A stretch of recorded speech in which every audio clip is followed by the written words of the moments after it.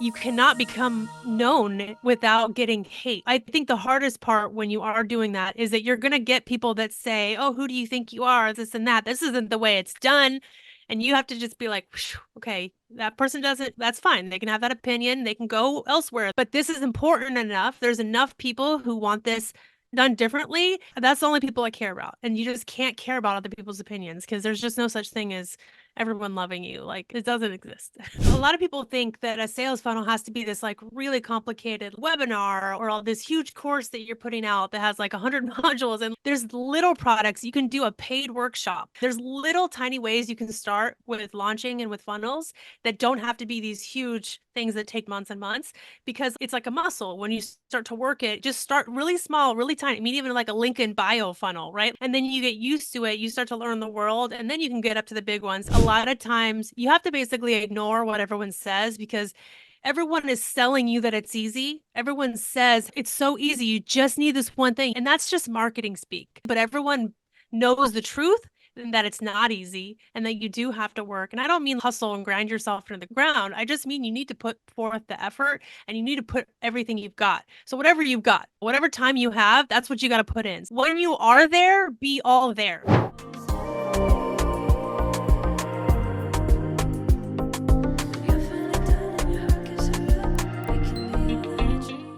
I have my very good friend Cathy Olson here. Cathy is one of the founders of Funnel Gorgeous, and she'll share all the details, and also a former branding and website designer. So we share a lot in common, and I'll let her tell a little bit more about her story. But welcome, Cathy, into our world. We're so glad to have you here. Would you mind by just sharing a little bit about what you do and tell everyone a little bit about you? So what I do now, I've been through a lot of iterations. This is like, I don't know, Cathy 10.0. What I do now is we teach marketing by way of sales funnels. So if you guys have ever heard of a sales funnel, that's our jam and a gorgeous sales funnel at that. So that's why we're called Funnel Gorgeous. So we mostly teach marketing through digital courses. We don't have clients per se. We have customers. So it's like one to many. And we also have a software. So like we teach all about offer, design, copy, all the things, but then you need the software to actually make it happen. So we have the software also, which is FG Funnels, and that is does all kinds of things. It's a funnel builder, website builder, membership site, calendar, text messages, CRM, all the things. There's like a community feature in there now. The developers are constantly adding things. So half of it's teaching, and then the other half is supporting the software, making training, making gorgeous funnel designs for the software that come with the software. So that's really what I do. My co-founder is Julie Chenell. She's on the other side of it. Mostly I do all the like outbound marketing stuff. So I get people into our world. And then she's like more internal, kind of running the team, making awesome content, like the actual content building. Teaches an amazing teacher. So she teaches inside. I get people into our world and then she takes care of people inside of our world. So that's how we split the company. But they're both multi seven-figure businesses, and we have about a little less than 20 team members, I think, at this point. So yeah, it's exciting.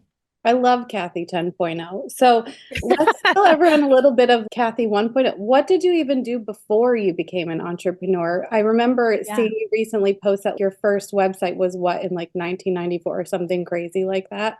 Yeah, yeah. So I've always been an artistic kid. I actually wanted to do something with art. I didn't really know what, and I got into photography. And so when I was pretty young, I was developing images in a darkroom at 9 years old. So I really wanted to be a photographer. But I started going to college. I started studying photography, and my guidance counselor was like, "What else do you like to do? Because being a photographer is like really hard living." And I was like, no, you can't take my dream away. And they're like, what else? And I was like, I like being on the computer and doing design on the computer. I mess around with websites a little bit. And they were like, do that. There's way more money in that. Oh my And so God. yeah, so I switched my major to design and actually started with 3D animation. So my associates is in actually 3D animation, totally random. Then I went to graphic design because I didn't like doing things over time. It was like really time consuming. So I have a BFA in art and design with a graphic design emphasis.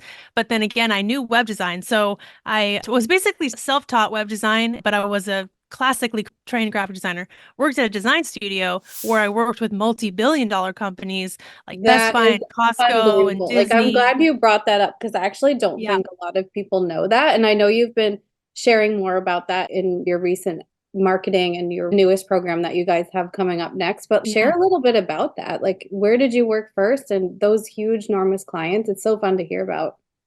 Yeah, right out of college, I basically got a job right from there. So it was pretty easy, actually, which was weird because I thought it was going to be harder than it was. My first actually was working while I was in the university. I worked at the university. And so I found entrepreneurial opportunities wherever I've gone. Like when I was in college, I was selling things on eBay. I was selling website design on eBay when I was in college. I've always been making money on art as soon as I can remember. And so as soon as I got out of school, it was like, now I have a degree, now I could actually make real money. I worked at a magazine actually for a little while, and then I went to the design studio. But the design studio, it was really all about packaging. So we would create packaging for huge brands, and we would follow their brand, like all their guidelines. So like when we did stuff for Apple, for Disney, it wasn't like specifically for them, but they basically license out everything. So like if you saw like a Disney bed in Costco, that's designed by the furniture company, but then the design labels are done by a design company using the Disney standards. It's like a licensed thing. So that's kind of where I would work. We would have to go back to Disney and get approved, and it was like a whole thing. So very interesting to see how that stuff worked. Very cool to go into actual stores, to go into a Best Buy or a Costco or Walmart or Sam's Club and see these labels that I actually designed. So Yeah, that was I really love cool. And we didn't actually do web design back then. The design studio didn't. I was the only one that knew it. So I taught the whole design studio. So then I was like, man, he must have made so much more money because of me because he added in a whole layer of web design because I taught them all how to do web design. So it was really cool. I love that. And I think one thing I want to bring up just before we move on is you can build a multi-million dollar business in any of your creative passions, whether it's creating a software like Cathy did, whether it's being a website designer or a graphic designer, or if it's being a photographer. So just follow along with us. Like, we fully support you in whatever your thing is. You can become extremely successful. I just am so interested by Cathy's story and her evolution. So you went from being in that agency at some point to starting Love Inspired. Yeah. And when you were doing that, you were working mostly with creatives or small business owners. How did that all start?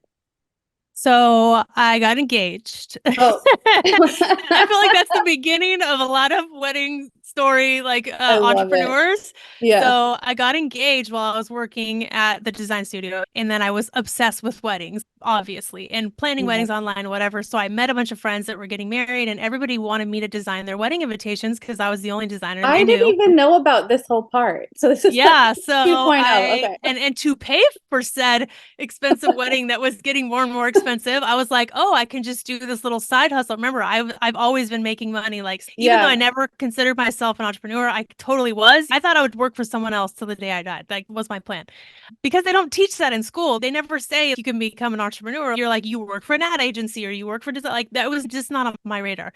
So I Yeah. started doing wedding invitations for myself and my friends, and I was getting all this extra side money. I would meet with clients from my house. They would come over and I would just clean up and we'd go in a back room and show them my wedding invitation samples and all kinds of stuff. It was crazy. And then I ended up getting featured on Style Me Pretty and then it was over. I Like, actually love this because I was a wedding planner and our director of branding for our current company, Adrian, she also had a wedding invitation company.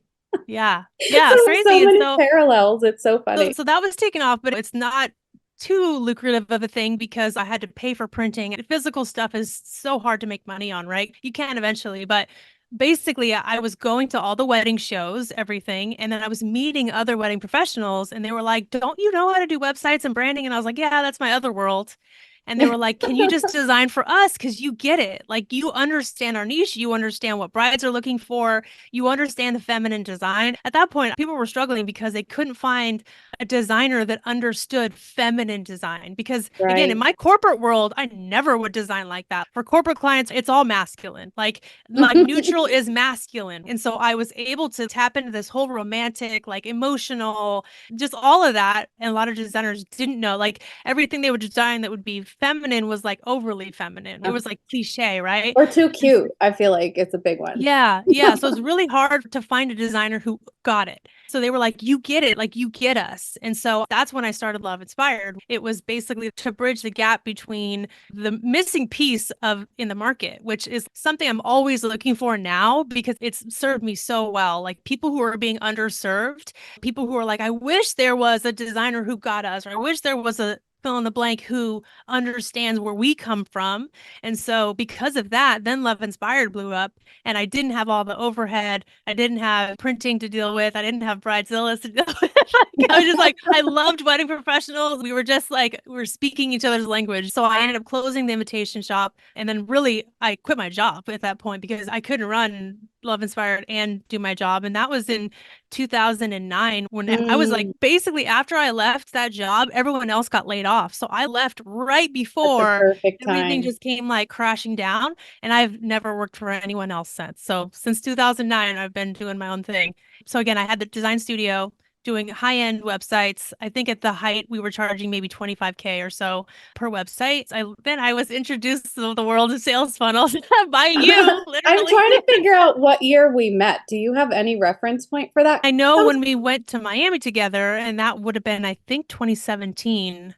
Yeah, because I Yeah, I don't think know. when we had the wedding blog, I feel like I reached out to you to potentially work together on the blog and getting your design work. Like we needed your help on the blog. And then I don't think we ended up working together, but then we became friends.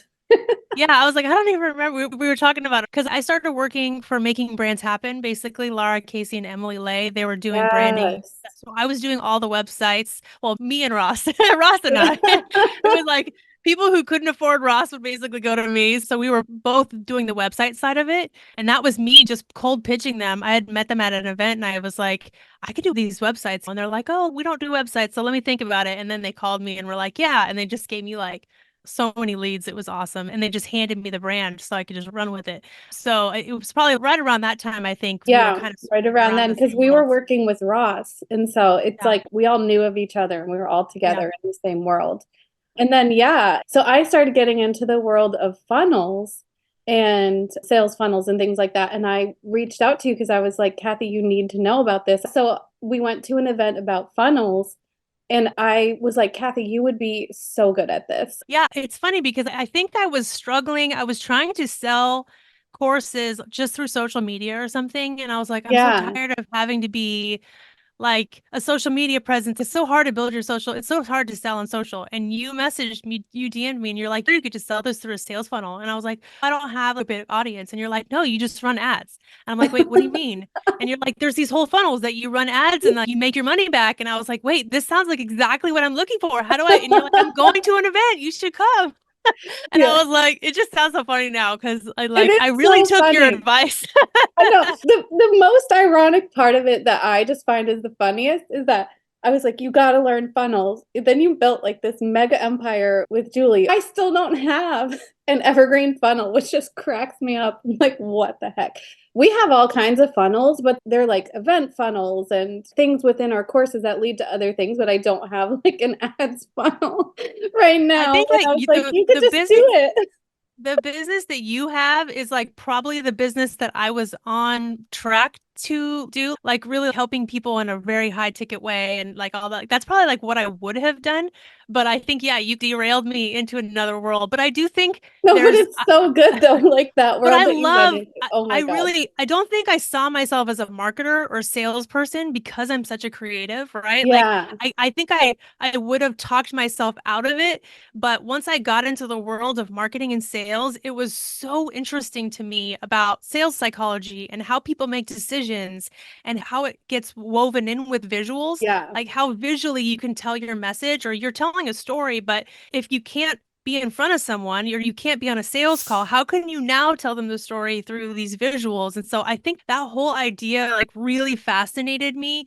And that was what sucked me into that world. I think I was much more of a salesperson or a marketer than I thought I was. Then you Because realized. Yeah, I honestly think that's so true about you. And I was like, Cathy, if anyone can have a sales funnel, it's you because you not only are creative, but I've always saw your marketing genius. And it was like sometimes people can see well, things thanks about for you. seeing that when I didn't see it. All right, tell me something about me. No, I'm just kidding. But anyway, like, give me my magic spicy sauce. Okay. But yeah, so I you can. have, I totally can. I know lots of things. I think you do a good job of inspiring people. And every time I've ever seen any event you've ever done, I'm like fascinated with how your brain works and how the heck you pulled that together. And everything looks just so beautiful. You create such great experiences. And I think that you just have this vision of things and you do a really good job making it all to come together. So I think you're a mastermind at seeing the big picture, but like bringing all the details into like, ooh. yeah, I don't know. That's what I see. That's what I see No, whenever I I look at you. actually love that because for me, the thing I see next is learning how, for myself, to take our online experiences and make them more of an experience and not just like a course. It's like the feeling that we get at live events, or how do we take it from a course to an experience, I think is the next thing that I'm playing with in our world. And I'm really excited Yeah. for that. But yeah, so back to you. We first started learning about funnels and then you met Julie. And then I feel like the rest is just history. Like you tell your side of the story, but you guys just jumped right in and became the funnel queens of the universe. Maybe it looks like that from the outside, but there was It a lot of does. Julie at the time. I paid her to create my first funnel, which was the Web Designer for a Day, Brand Designer for a Day series. We built that out together. Like I said, I paid her, and I really impressed her with like my work ethic or whatever. I don't know. I just was being Right. myself, but I guess most people don't get stuff done like I get done. I don't know.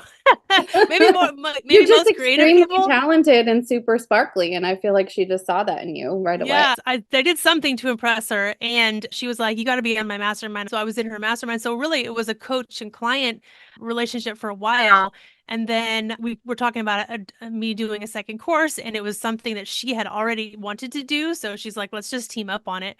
So really, our partnership was just a collaboration on a course, and I Right. actually think that was the best thing we could have done because I've had partners in the past, she's had partners in the past that didn't work out. And so I Yeah. think dating at first was like something that we did that was a really good idea. I'm glad that Yeah. we did it because it helps you feel out for how people are going to be in situations and also how do you work together and how do you complete each other. And so there was a lot of things that went really well with that launch. And at the time, she was the VP of marketing at ClickFunnels. So she Oh still my had God. Yeah, most of that's her right. time. Yeah, most of her time was spent being like the VP of marketing. Yeah. That's obviously it's a big company. I had actually created Funnel Gorgeous on my own as an LLC that I owned, and then she's just Mm, was getting 50%. She had worked there in that position in 18 months, and when she left there, that was when we went full force. We became a multi-member LLC and all the things after that. And then the software wasn't launched till 2020.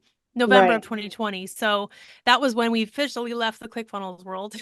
And okay, now we're Yeah. going to become a competitor to ClickFunnels. So that was an interesting turn of That's a events. And challenge. that, Yeah. yeah, everyone turned us into traitors and said that how dare we do this to ClickFunnels? I mean, whatever.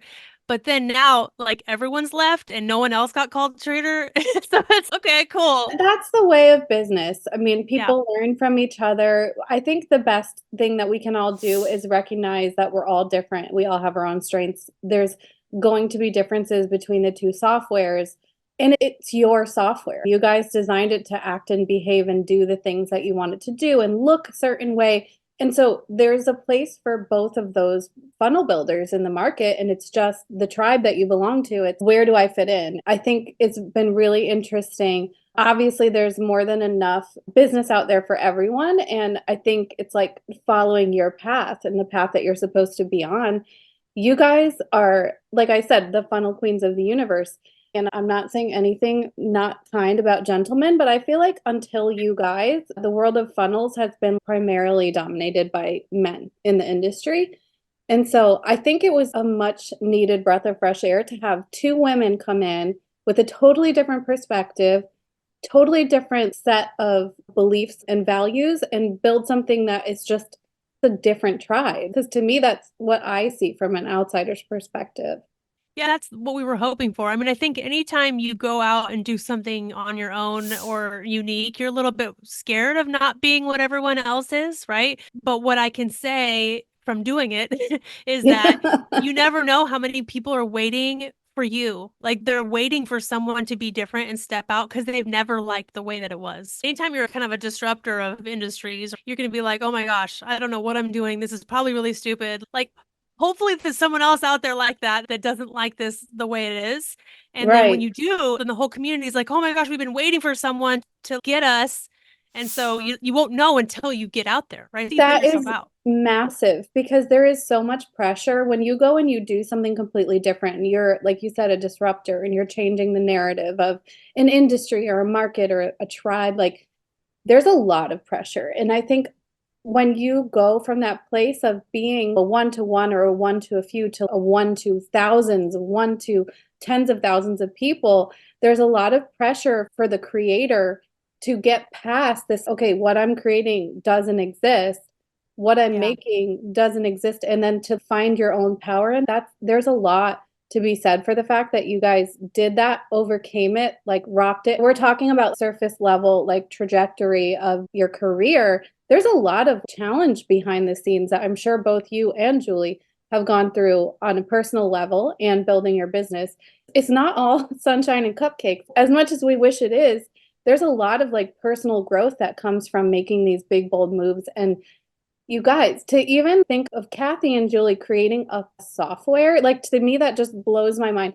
To think of all the work that went into that and then how many people they're helping by doing that, it's just so mind blowing. I think you start with small things, you take little risks, and then when you Yeah. see that the world didn't fall apart, then you're like, okay, I can take a bigger risk now and a bigger risk. And then they don't really feel like as big a risk anymore. Sometimes they do, but a lot of times we'll do stuff different and we have a good idea that it'll work. And then sometimes it doesn't work and it's, man, whatever, it didn't work. Like it doesn't feel so scary now that it did then. But again, you just start out with these small things and you're like, I wonder if, and then you put it out there and then people like it, they don't like it, whatever. Okay, they didn't like it. Let me try something else. And so you just got to get away from internalizing all the failures and also internalizing the hate. You cannot become known without getting hate. There's just no way to do it.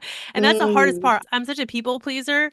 And so I think the hardest part when you are doing that is that you're going to get people that say, oh, who do you think you are? This and that. This isn't the way it's done.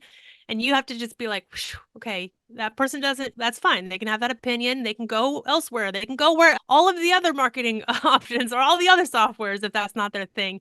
But this is important enough. There's enough people who want this done differently. That's the only people I care about. And you just can't care about other people's opinions because there's just no such thing as everyone loving you. Like it doesn't exist. one of the things that I love about Funnel Gorgeous and everything that you guys have created and what you continue to create is that you look at everything from an artistic, creative perspective, and it's a very emotionally intelligent brand, but then also at the same time, it's scientific.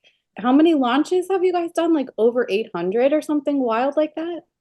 Not in our company specifically, but with Julie, she has 100 clients in her mastermind. So then they're all launching things all the time. So I don't know how many launches we've done at this point. It's a Several, lot like, though. yeah, at least 100. But yeah, I don't know specifically with us, but with other people's launches, yeah, like tons. Overseeing other people's and helping and being a support behind the scenes for Yeah. sure. I think that's huge though, because that's something that a lot of people lose sight of. When you're an entrepreneur, you're a solo entrepreneur, you have a company and you're doing a launch and you put so much emotion into it, so much is riding on it. And like Cathy was saying, it might not work the way you expect it to. That's one thing that happened. You have to treat it in a way. There's an art to it. There's like your emotions that go into it, but there's also a science to it that you learn every single time. And that's something that I love so much about you and Julie together is that you guys put your artist brain on and your scientist brain at the same time. And you use your emotions when it's necessary. You use your artistic side, your creative side. You use all of the knowledge that you have to create things, but then if something needs to be tweaked, that's when you put your scientist mind on and you're like, okay, Mhm. how do we adjust from here? And that's huge. I think there's a lot to be learned from that. With launches too, launches are almost never easy, but they get easier as you do them. But again, it's the same thing. A lot of people think that a sales funnel has to be this like really complicated webinar or all this huge course that you're putting out that has like 100 modules. And there's little products. You can do a paid workshop, a Mm, $97 workshop, and you deliver it live. That's 3 pages, and you just launch that, and that could lead to a one-on-one. That could lead to them hiring you. Like it doesn't even have to be to a course, right? There's little ways that you can do, even just podcast funnel where you're on a podcast and you send them to a place and then it funnels them in. There's little tiny ways you can start with launching and with funnels that don't have to be these huge things that take months and months, because it's like a muscle. When you start to work it, just start really small, really tiny. I mean, even like a LinkedIn bio funnel, right? Think of the Yeah. smallest you could possibly do, or like a lead magnet funnel, like very tiny. And then you get used to it. You start to learn the world, and then you can get up to the big ones. And we have these really huge launches now, but sometimes we have little tiny ones where they're like soft launches. We barely talk about it. Or evergreen assets, like you said. And that's something Yeah. we're going to be teaching in the Rich and Joyful Entrepreneur coming up. And we'll get there in a minute. But yeah, we talked about the trajectory, the career. You have two multi-million-dollar businesses at this point. What has been the most challenging things to overcome to reach the level of success that you've been at now? Yeah, I know this isn't like really super helpful, but I could say having a partner that believes in you was my biggest thing for sure. There's definitely no way I could have done this business without her, and vice versa. She couldn't have done this business without me. We like need each other.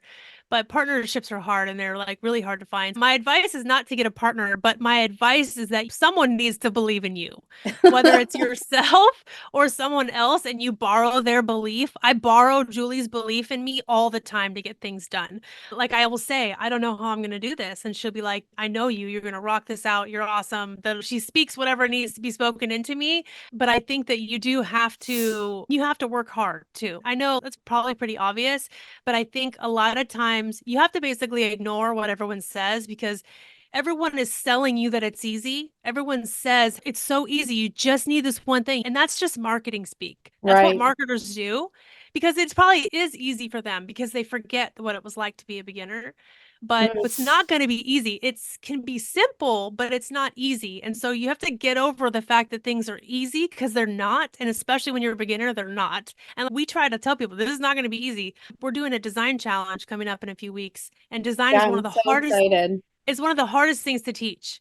And so I'm putting so much content in there, and Julie's, you're going to scare people with all this content. It's like a masterclass in design, but we're also going to be like, this isn't going to be easy, because building a brand isn't easy. And I could pretend it is, but it's not. So you have to be all in. Like you have to actually show up every day and do the work. So there's a lot of that, I think, going around, is people marketing wise, they're saying it's easy, but everyone knows the truth, and that it's not easy, and that you do have to work. And I don't mean hustle and grind yourself into the ground. I just mean you need to put forth the effort, and you need to put everything you've got. So whatever you've got, whatever time you have, that's what you got to put in. So if you don't have a lot of time, if you have little ones, I'm a mom too, totally get it.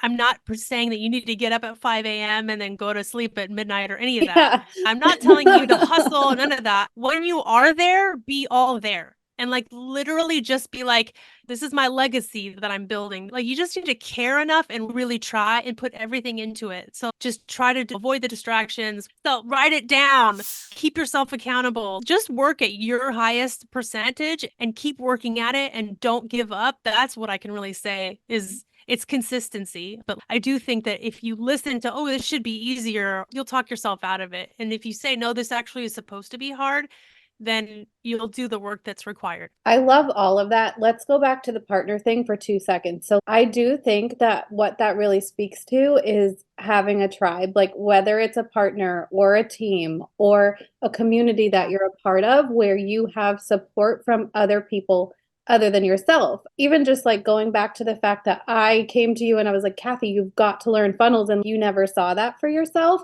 Sometimes just having a friend who's supportive, or a spouse. And I think it's going to be different, and what your support system looks like for you is going to be different for everyone. But two, to recognize that being an entrepreneur is not easy. There's going to be things that you experience, that you go through, that no one in the normal world will like ever know. They're going to their jobs, they have jobs, they're getting their paychecks, like that's normal world to them. But like for us, nothing is normal. Every single business owner has their own business to grow. Every single entrepreneur has their own calling and their own vision to grow with. It's not going to be the same for each person. I'm looking at the people who are on live with us. Some people are going to be called to be an event planner. Some are going to be called to be a photographer. Somebody's going to be called to become the queen of Funnelland. Somebody's going to be the queen of creating a service business that runs itself. You're going to have your own individual calling. And I think the point is, don't operate in a vacuum. And your support system is going to be just as unique as your business is. but don't assume that you can do it on your own without support, because that's when things get really hard. You can be in a community, you can be in a mentorship program. Cathy and I, we are both investors of ourselves. She was just talking about how she was in Julie's mastermind. We've both been in masterminds. We both attend conferences. We're both lifelong learners. We're always trying to learn something new. So I feel like you just have to realize that when you're accepting the status quo, when you're doing what you've always done, when you're going along for the ride, you're going along for the ride. You're not the one who's in control with your hands on the reins, making decisions, making changes in your business.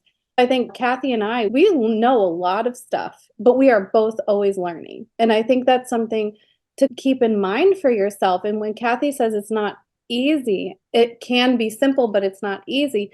It's for so many reasons. One, you may have enough knowledge or experience or information to run like the last level of your business.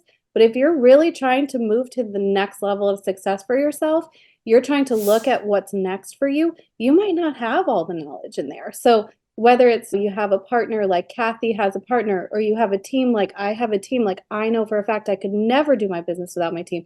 Whether you have one assistant and that's your person, you have a VA, or you have a tribe or a community, or you're involved in education, or you go to conferences. The point is, don't operate in a vacuum.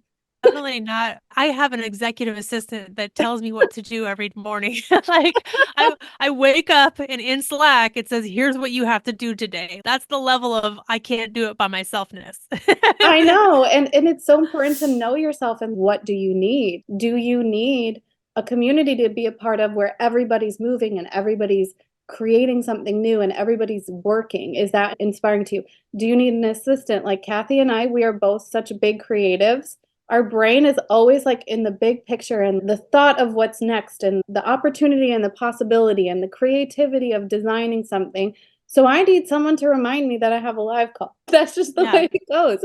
You have to get to know yourself as an entrepreneur and know what you need. And of course, like we work on this a lot in our community, but like leveraging your success and making sure that you have enough cash in the bank if you need support behind the scenes. The point though is don't operate in a vacuum. And whatever your version of support is, make sure that you find that.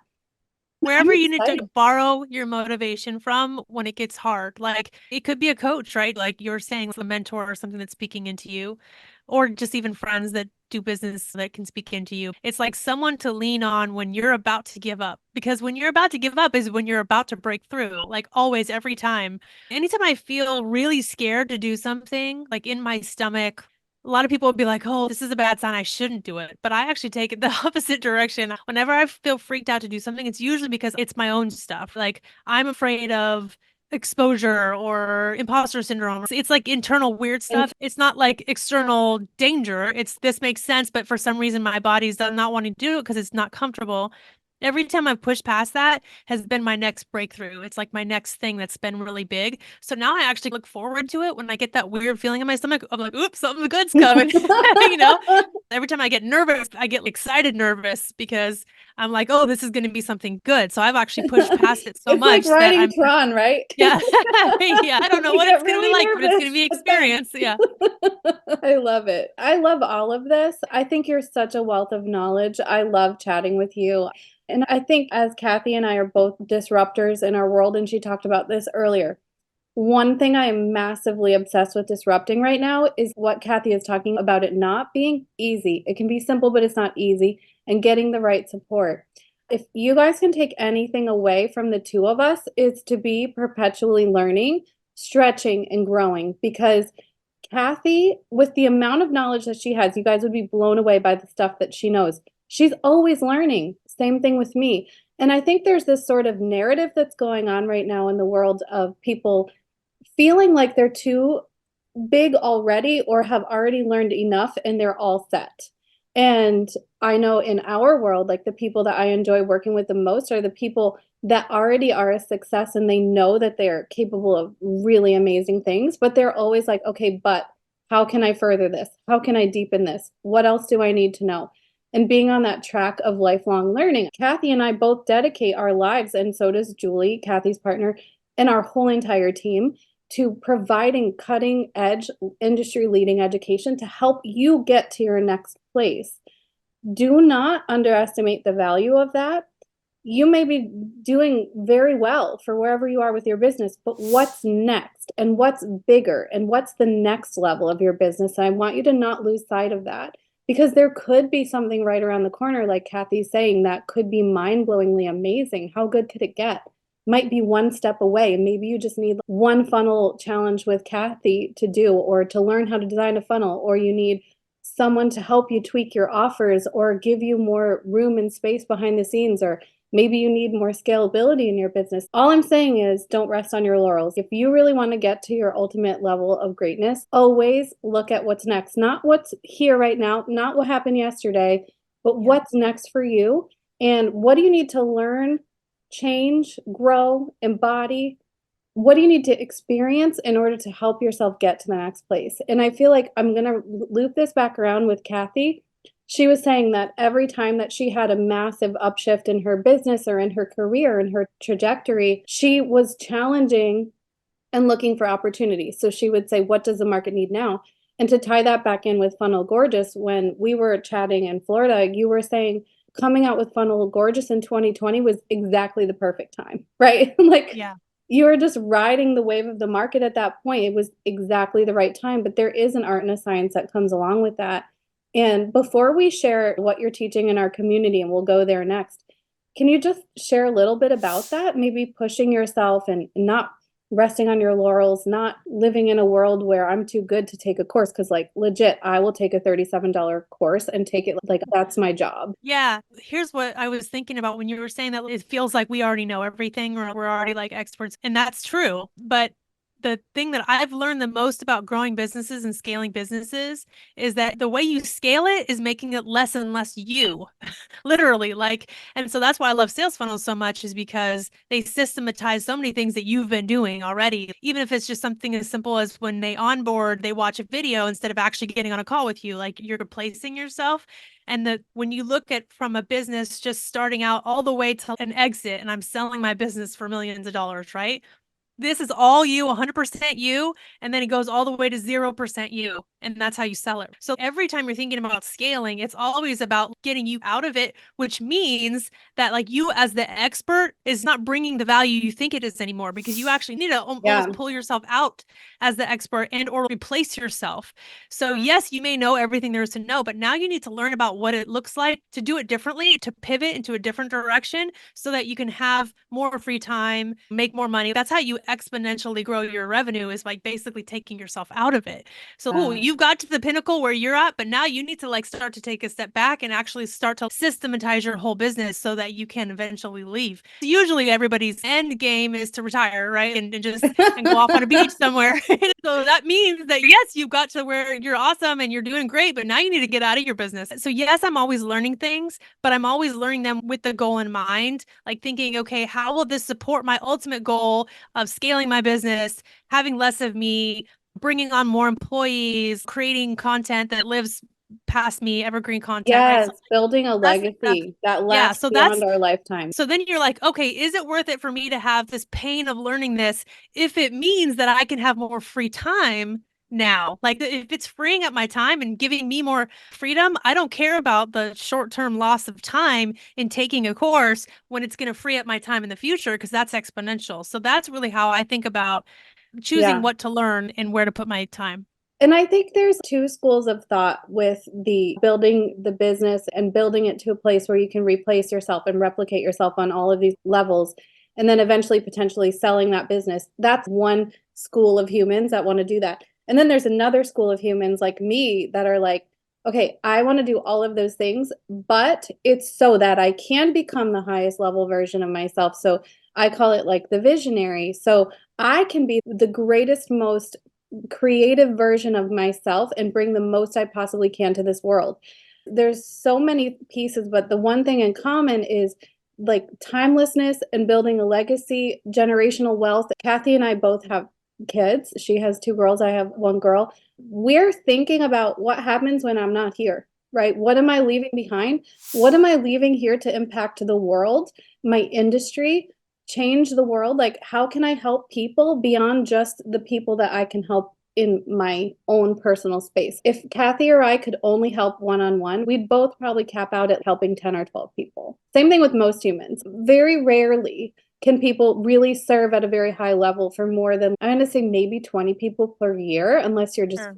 without help. But to build something that can stand the test of time, to build something where you're not like shackled to your desk and always stuck at your computer and working 24/7, where you're not the only one that gets called when there's a question, when you're not the only one who has the ability to show up on site and do an amazing job. This is when you really need to think about scaling on a big picture of what am I creating? What's the legacy that I'm leaving behind me? And what does that have to look like? I love all of this, Cathy. I feel like we could talk for 400 hours. So there's that. But I hope you guys have enjoyed just hearing from both of us and hearing a different point of view a little bit about how we feel about scaling businesses. I hope you guys really enjoyed hearing a little bit about Cathy's career path and the things that she's gone through to get where she is now. I always love to hear behind the scenes. And moving into our next piece, I just do want to share that Cathy is coming into our world. She's coming into the Rich and Joyful Entrepreneur, which if you guys don't know about the Rich and Joyful Entrepreneur and you want to learn more about it, just comment Rich and Joyful Entrepreneur and our team will reach out, give you all the details. In a nutshell, Rich and Joyful Entrepreneur is a community where we have live master classes every month. So Cathy and I are both teaching a master class this month. And then we also have content inside of there that is more of a step-by-step blueprint to attracting and closing the highest level clients for your service business. So it has both of those pieces, community support, all the stuff. And Cathy is going to be teaching us about the funnels that you need to create in your business for a service business. And I'm so excited about this because I feel like for a very long time, funnels and any knowledge of funnels has been very limited to coaches, course creators, people who are sharing knowledge and education. And for me, it's so important to bridge the gap between the two worlds and really bring the world of funnels and marketing into the world of service providers and how us as service providers and people who run service businesses and high-end service businesses, how can we use this technology to grow our businesses differently? So Cathy, is there anything you want to share about what kinds of things you'll be teaching? Sure. Yeah, it's a little bit of what I was saying about taking stuff off your plate and systematizing. So the idea, you might be familiar with the funnel of the course, right? Where you would see a Facebook ad, you would go click on their page and you would either buy the course or you'd sign up for a freebie and then they'd send you emails about the course. So you may have seen that before. It works a little differently with service providers, but really the idea is the same, is when you're not able to be there at every moment, taking care of the leads. Really, it's a way of funneling, keeping the attention that you've garnered, like through all your hard work, whether it's social media or ads, going to events or speaking to people or word of mouth, however you've captured those people's attention and actually funneling it down so that it ends in a phone call, an application to work with you, seeing a page that you have, however your sales process works. But the idea is it's just really a nurturing sequence to bring them from very cold, don't really know you very well, not really sure if they need your service or if they should pick you or not. If maybe they know, there's different awareness levels, right? So like sometimes there might be someone who has never even heard of what you do and they're like, I need to know all the information, all the way down to they've heard of what you do, they've heard of you specifically, and now they're just trying to decide between you and other competitors. So there's like a level of awareness. But a funnel basically brings people through the level of awareness to get to the point where by the time you talk to them, they have a full foundation, they have great understanding, they're basically already sold, and then they just need to talk to a human at the end. It's really about systematizing your process the way it already is, but making sure that you're making it no leaks, no holes, so that people aren't leaving. Or, oh, they found your website and then their kids said something and they put their phone down. And like so many things can happen to our attention. So really that's all funnels are. Even though they seem really techy, that's the idea behind them. And so that's really what I'm going to be sharing about, different ways to capture that attention and make sure that they don't leave before whatever you want them to do, whether it's filling out an application to work with you and then you book a call and then filling out however your current system works, but really just going from attention all the way down to customer. And just what does that look like? And what type of funnels would you need in order to make sure that everything's shored up and there's no leaks and no holes and nothing's leaving? I love it. It's like Yeah. having a bulletproof, like client getting system in a way. Yeah. And I love this so much because Cathy started as a service provider and Yeah. a service business owner. So I don't think anyone in the world understands number one, funnels as well as Cathy does. And two, for service providers, I think this is going to be so exciting. So I'm really looking forward to it. You can get in and watch this training by being in our community. We would love to have you there. If you want more details, just comment Rich and Joyful, and we will make sure to get you all of the details. And Cathy, thank you so much for coming in for this fun interview. You're the best. Thank you so much. Let us know in the comments if you guys are here watching. If you're on replay, let us know that you were here on replay, and let us know your favorite takeaways from today's conversation. What did you like? What was an aha moment for you? And did you take anything away from Cathy's story or what we were sharing? We would love to hear. And we will see you all soon. Bye, guys. Bye, guys.